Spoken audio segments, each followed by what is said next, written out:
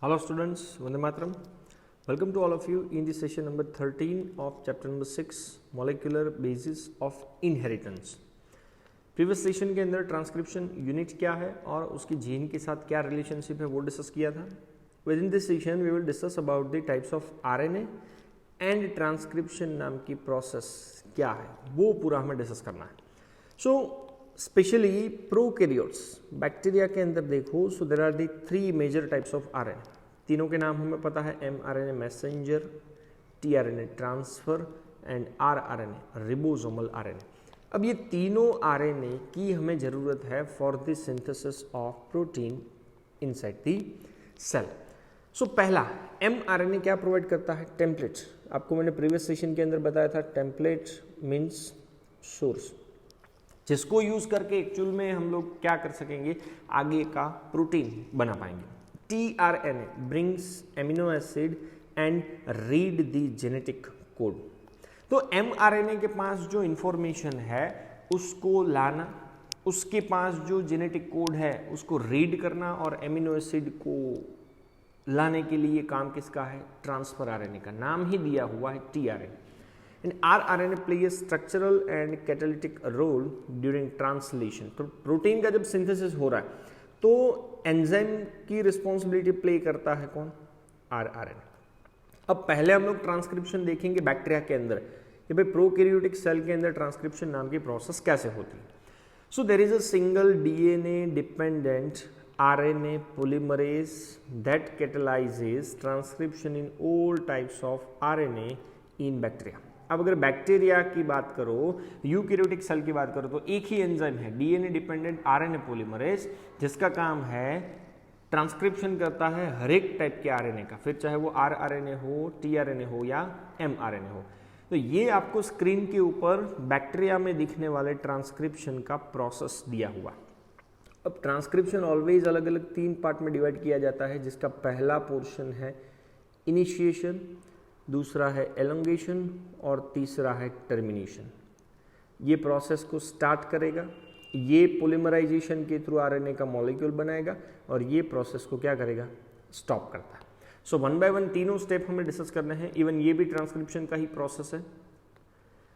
Okay, सबसे पहले RNA polymerase जो है वो प्रमोटर के साथ बाइंड होता है एंड इनिशिएट द ट्रांसक्रिप्शन. जो स्टेज का नाम है initiation.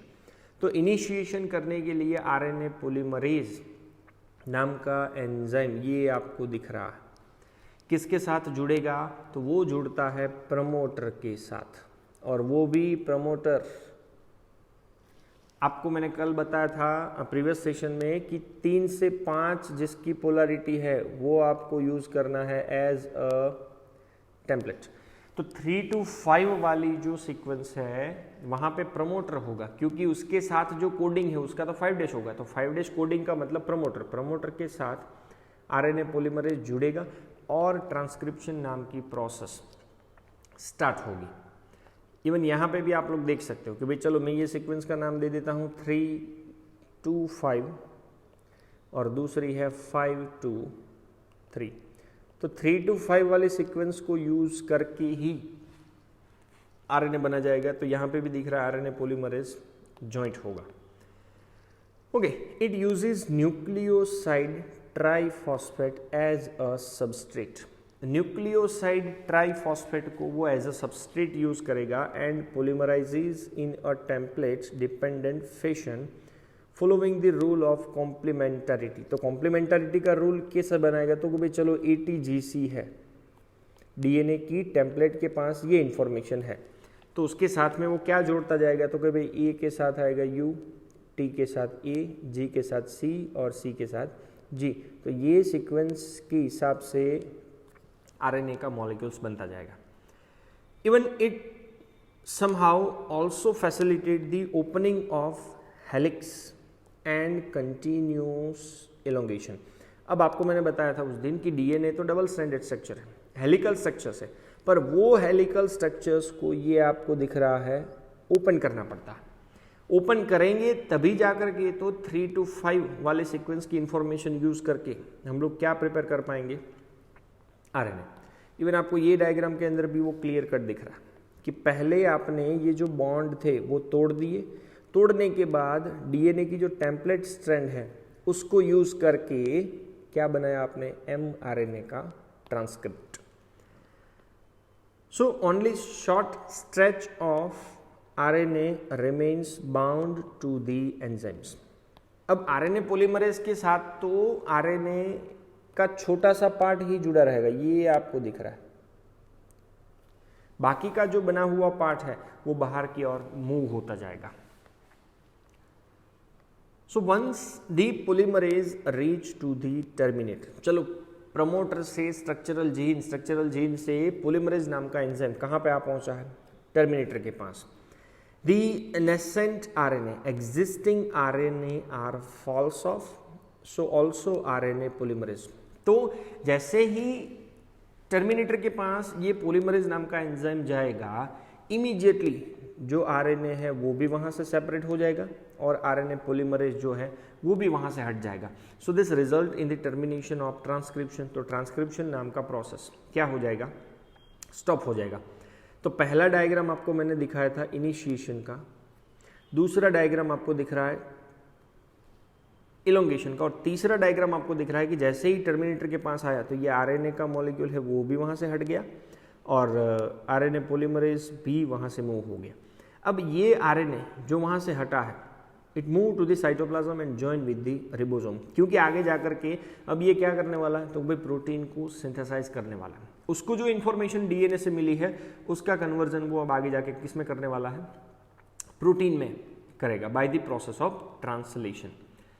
Okay, now intriguing question is that how is the RNA polymerase able to catalyze all the three steps। अब एक क्वेश्चन है कि भाई RNA polymerase तीनों स्टेप परफॉर्म कर पाता है, इनिशिएशन, इलोंगेशन, टर्मिनेशन, तीनों स्टेप वो परफॉर्म करेगा? नहीं। RNA polymerase के पास कैपेबिलिटी क्या है, only capable of catalyse the process of elongation, second process ही वो परफॉर्म करवा सकता है। तो बाकी की दो प्रोसेस कौन परफॉर्म करवाएगा? So it associate transiently for short time. Transient का मतलब है एकदम शॉर्ट टाइम के लिए। There are the presence of two factor, number one is the initiation factor and number two is the termination factor. तो initiation factor process को initiate करवाएगा, initiation नाम की प्रोसेस कंप्लीट करेगा, एंड टर्मिनेशन फैक्टर जो है वो प्रोसेस को क्या करेगा, टर्मिनेट करता है, प्रोसेस को स्टॉप करता है।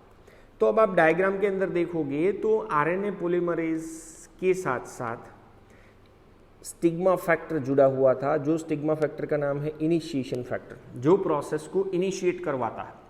ओके, इनिशिएट होने के बाद प्रोसेस का इलोंगेशन कौन सा एंजाइम, तो आरएनए पॉलीमरेज करवाता है।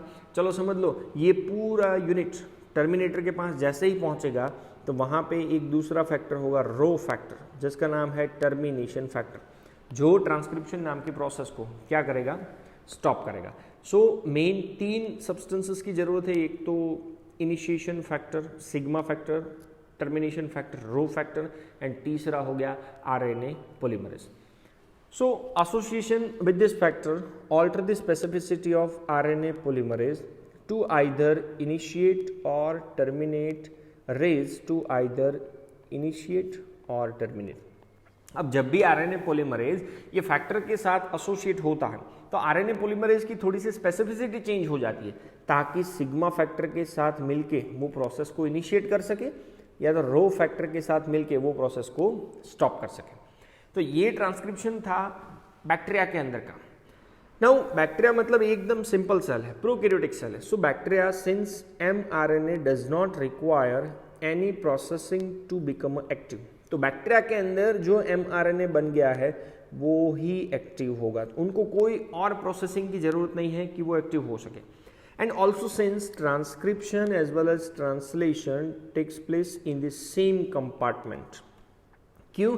क्योंकि आपको पता है बैक्टीरिया के पास तो साइटोसॉल मीन्स साइटोप्लाज्म और न्यूक्लियस जैसा कोई डिवीजन होता ही नहीं है, बिकॉज प्रोकैरियोट्स है, बैक्टीरिया है, न्यूक्लियर मेम्ब्रेन तो एब्सेंट होगा, तो उसका क्या न्यूक्लियस और क्या साइटोप्लाज्म। तो ट्रांसक्रिप्शन और ट्रांसलेशन दोनों एक ही पार्ट के अंदर होते हैं, तो जिसे हम लोग जनरली साइटोप्लाज्म के नाम से कंसिडर कर सकते हैं। तो पहला एमआरएनए को एक्टिव करने की जरूरत नहीं है। दूसरा, ट्रांसक्रिप्शन ट्रांसलेशन सेम कंपार्टमेंट में ही होते हैं। इवन कभी कभार तो क्या होता है, many times translation can begins much before the mRNA fully transcribed, कि एमआरएनए फुल्ली ट्रांसक्राइब नहीं हुआ है, थोड़ा बहुत ट्रांसक्रिप्शन हुआ है, साथ साथ में साइटोप्लाज्म के अंदर ट्रांसलेशन नाम की प्रोसेस भी स्टार्ट हो जाती है। But this is the characteristics of bacterial cell, prokaryotic cell. So कभी कभार consequently transcription as well as translation can be coupled in bacteria. Both process are jointly performed. कि जैसे ही थोड़ा सा ट्रांसक्रिप्शन हो गया, इमीडिएटली वो आरएनए का कन्वर्जन किस में होने लगेगा, प्रोटीन के अंदर। नेक्स्ट पॉइंट है थोड़ी सी कॉम्प्लेक्सिटी के साथ, और वो प्रोसेस का नाम है यूकैरियोटिक सेल के अंदर दिखने वाला ट्रांसक्रिप्शन। ओके, यूकैरियोटिक सेल के अंदर we have a 2 additional complexity, 2 complexities है। First, there are the at least 3 RNA polymerase in the nucleus. यहाँ पे तो वेल डिफाइंड न्यूक्लियस है, तो वो न्यूक्लियस के अंदर 3 आरएनए पॉलीमरेज होंगे in addition to RNA polymerase found in the organelles. RNA polymerase नाम का एंजाइम तो है ही, पर आरएनए पॉलीमरेज के 3 अलग अलग टाइप्स होंगे। So there is a clear cut division of labour. तो ये तीनों आरएनए पॉलीमरेज को अलग अलग रिस्पॉन्सिबिलिटी दी जाती है। जैसे कि पहला है आरएनए पॉलीमरेज 1, ट्रांसक्राइब दी आरआरएनए, खाली आरआरएनए को ट्रांसक्राइब करेगा, जिसमें 28S, 18S and 5.8S consider कर सकते हैं। आपको S का मतलब पता है, स्वेडबर्ग यूनिट, या तो हम लोग बोल सकते हैं सेडिमेंटेशन कोएफिशिएंट, जो पार्टिकल की साइज या तो डेंसिटी मेजर करने के लिए काम में आता है। तो RNA polymerase 1 transcribe rRNA, RNA polymerase 3 is responsible for transcription of tRNA, 5S RNA and snRNA, means small nuclear RNA। तो tRNA, 5S RNA and small nuclear RNA को ट्रांसक्राइब करने की रिस्पॉन्सिबिलिटी है पॉलीमरेज 3 की, एंड RNA पॉलीमरेज 2 की responsibility transcribe precursor raw material of mRNA, और वो raw material का नाम है हेटेरोजिनस न्यूक्लियर RNA, जिसको शॉर्ट में कभी कभार HNRNA के नाम से भी जाना जाता है। तो ये तीनों टाइप के जो आरएनए पॉलीमरेज है, तीनों की अलग अलग रिस्पॉन्सिबिलिटीज यूकैरियोटिक सेल्स के अंदर आपको दिखेगी। ओके, ये है यूकैरियोट्स के अंदर होने वाला ट्रांसक्रिप्शन नाम का प्रोसेस। तीनों प्रोसेस सेम टू सेम ही होगी कि भाई इनिशिएशन भी होगा बैक्टीरिया के जैसा, इनिशिएशन के बाद एलोंगेशन भी होगा, एंड आफ्टर एलोंगेशन प्रोसेस का लास्ट स्टेज टर्मिनेशन भी होगा, बट विथ सम कॉम्प्लेक्सिटीज, क्योंकि यूकैरियोटिक सेल्स की बात चल रही है। तो पहली कॉम्प्लेक्सिटी ये थी कि भाई 3 टाइप के आरएनए थे। सेकेंड कॉम्प्लेक्सिटी क्या है, is that primary transcript. Primary transcript का मतलब क्या है, तो मैंने यहाँ पे लिखा हुआ है इनएक्टिव स्ट्रैंड ऑफ एमआरएनए। ये यूकैरियोटिक सेल है, तो आपने ट्रांसक्रिप्शन करके जो एमआरएनए बनाया है वो एमआरएनए तो प्राइमरी ट्रांसक्रिप्ट है। इनएक्टिव स्ट्रैंड है एमआरएनए की, जिसका नाम है एचएनआरएनए, हेटेरोजेनस न्यूक्लियर आरएनए। तो ये हेटेरोजेनस न्यूक्लियर आरएनए के पास 2 अलग अलग पोर्शंस होंगे। प्रीवियस सेशन में मैंने आपको बताया था, एक होगा एक्सॉन, दूसरा होगा introns, and introns are we know that non functional होते हैं। सो अब हमें कुछ प्रोसेस ऐसे परफॉर्म करनी है जिसके थ्रू इंट्रॉन्स को रिमूव कर सके, ताकि एक्सॉन्स अपनी रिस्पॉन्सिबिलिटी प्ले कर सके। So hence it is subjected to process is called as a splicing. तो स्प्लाइसिंग का एक सिंपल मतलब क्या है, तो डेफिनेशन लिखी हुई है कि by the help of splicing introns are removed and exons are joined in a defined order.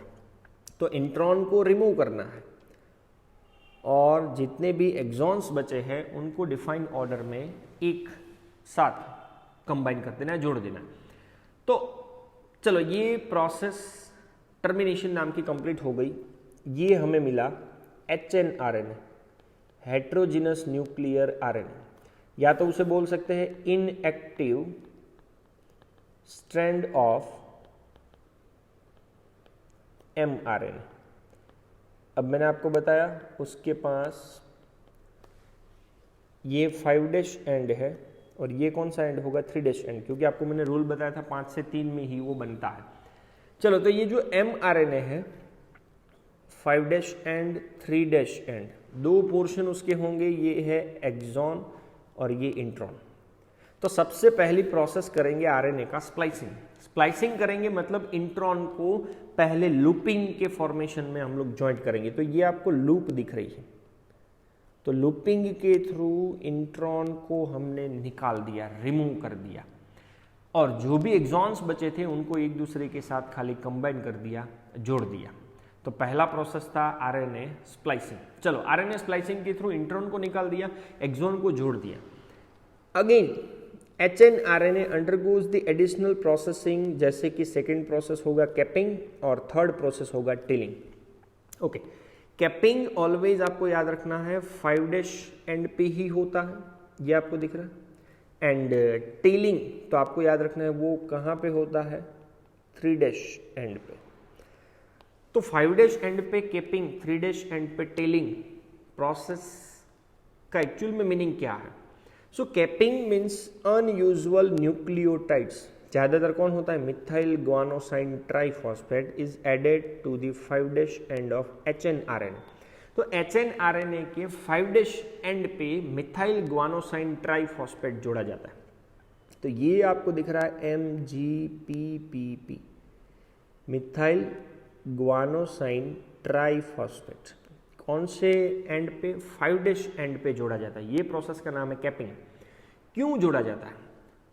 तो प्रीवियस सेशन में मैंने आपको बताया था कि 5' एंड से पहले 3' एंड के बाद भी कुछ सीक्वेंस होती है जो रेगुलेशंस का काम करती है। तो ये कैपिंग के through for protection of mRNA from degradation and assist in ribosome binding during translation. तो 5' एंड को एक तो डिग्रेड होने से प्रोटेक्ट करने के लिए और दूसरा रिबोसोम के साथ इसको बाइंडिंग करने के लिए सपोर्ट प्रोवाइड करेगा, क्योंकि अब जाकर के आपको ट्रांसलेशन नाम की प्रोसेस करनी। तो पहला तो हो गया 5' एंड पे होने वाला कैपिंग, दूसरा है 3' एंड पे होने वाला टेलिंग। टेलिंग को बोला जाता है poly adenylation. So in telling adenylate residue, जिसको हम लोग एडिनाइलिक एसिड रेसिड्यूज भी बोल सकते हैं, 200 to 300 are added at 3' end in template independent manner. Independent manner में 3' एंड के बाद ये पॉली ए टेल को जोड़ा जाता है, या तो उसे पॉली एडिनाइलेशन बोल सकते हैं और we can say that tailing. तो 3' एंड पे टेलिंग किया हुआ है, 5' एंड पे कैपिंग किया है मिथाइल ग्वानोसाइन ट्राइफॉस्फेट का। टेलिंग का काम क्या है? So tailing makes RNA molecule more stable and prevent its degradation. तो टेलिंग करने की वजह से आरएनए ज़्यादा स्टेबल हो जाएगा, उसका डिग्रेडेशन होने से प्रिवेंट करेगा। Second thing, allow the mature mRNA to be exported from the nucleus and translated into a protein by ribosome in the cytoplasm. तो मैच्योर आरएनए को परमिशन मिलेगी कि अब आपको न्यूक्लियस से साइटोप्लाज्म में जाना है और वहां पे जाकर के रिबोसोम के साथ जुड़ना है एंड ट्रांसलेशन के थ्रू क्या प्रिपेयर करना है, प्रोटीन। सो 3 प्रोसेस अगर आपने परफॉर्म कर ली कि पहला आरएनए को स्प्लाइस कर दिया, इंट्रॉन को रिमूव करके एक्सॉन को जोड़ दिया, दूसरा आपने कर लिया 5' एंड पे कैपिंग, तीसरा आपने कर लिया 3' एंड पे टेलिंग। तो अब जो मॉलिक्यूल मिला है वो मैसेंजर आरएनए है, और वो मैसेंजर आरएनए को आप बोल सकते हो एक्टिव मैसेंजर आरएनए। तो अब ये मैसेंजर आरएनए ट्रांसलेशन नाम की प्रोसेस के लिए एकदम रेडी हो चुका है। So it is the fully processed mRNA now called as a mRNA। तो फुली प्रोसेस्ड HNRNA था, हेटेरोजीनस न्यूक्लियर आरएनए। हेटेरोजीनस क्यों? क्योंकि उसके पास एक्सॉन और इंट्रॉन दोनों थे, पर अब तो खाली उसके पास एक्सॉन ही बचा है, तो अब उसको हम लोग mRNA बोल सकते हैं। न्यूक्लियस से निकल करके साइटोप्लाज्म में जाएगा और कौन सी प्रोसेस परफॉर्म करेगा वहां जाके, translation. So significance of such complexity is now beginning to be understood. तो यूकैरियोटिक सेल के अंदर ये दो कॉम्प्लेक्सिटीज है, उसके पीछे का रीजन आपको मैंने बताया। ओके, तो फर्स्ट पॉइंट दिया है कि भाई स्प्लिट जीन का जो अरेंजमेंट है, स्प्लिट जीन मतलब इंट्रॉन एक्सॉन, इंट्रॉन एक्सॉन। तो ये स्प्लिट जीन का अरेंजमेंट क्या रिप्रेजेंट कर रहा है? Probably N ancient feature of the genome, ancient ancestral time के जीनोम का ये एक फीचर है, ये अरेंजमेंट ऐसा रिप्रेजेंट कर रहा है। Next, presence of introns is reminiscent, gives a memory of antiquity. Ancient people, या तो एंशिएंट टाइम से ये जीनोम है, वैसा कौन रिप्रेजेंट कर रहा है? इंट्रॉन है। And the process of splicing represent the dominance of RNA world. तो आरएनए के अंदर स्प्लाइसिंग नाम के प्रोसेस से इंट्रॉन को रिमूव किया जाता है। क्या डिस्क्राइब कर रहा है कि भाई RNA world as compare to the DNA world कहीं ना कहीं डोमिनेंट है। So in recent time the understanding of RNA and RNA dependent processes in the living system have assumed a more importance. सो आरएनए या तो RNA से dependent जितनी भी प्रोसेस है लिविंग सिस्टम के अंदर have assumed more importance as compare to the DNA system. So this all are related with the transcription process within the eukaryotic cells as well as prokaryotic cells and types of RNA. Thank you very much. Jai Hind.